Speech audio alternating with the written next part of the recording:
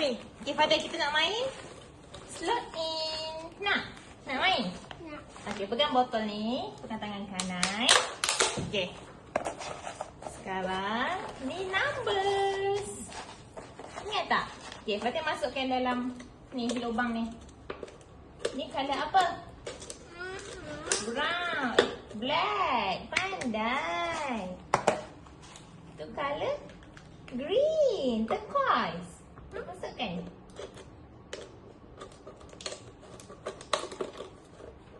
Okay, sekejap. Cuba tangan ni. Ambil tangan ni. Oh, pakai tangan ni boleh?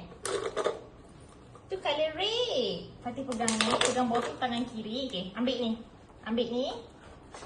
Masukkan. Cuba. Ambil colour yellow. Okay, masukkan dalam ni. Ambil. Okay, masukkan. Tu colour turquoise. Masukkan. Yeay, pandai. Tu colour turquoise lagi. Masukkan.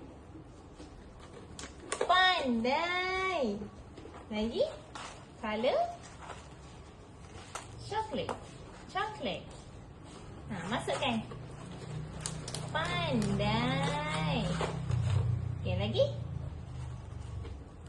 Colour orange. Masukkan dalam botol. Pandai lah Fatih ni. Okay, pandai. Lagi. Colour green. Masukkan. Pandai. Lagi. Colour turquoise. Pandai. Lagi. Colour grey. Pandai. Lagi colour black. Hitam. Masukkan. Ada banyak lagi. Muat tak? Colour yellow. Pandai. Lagi. Colour yellow lagi. Pandai. Lagi.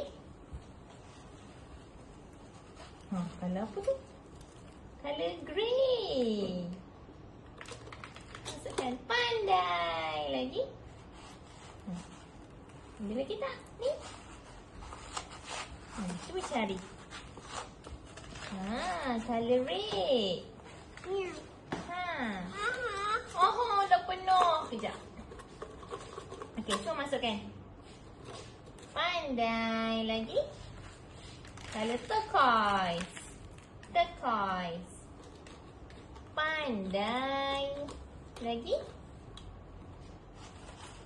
Colour blue. Colour purple. Purple ke? Pandai. Oh, dah penuh. Okey. Muat tak? Okey, lagi satu.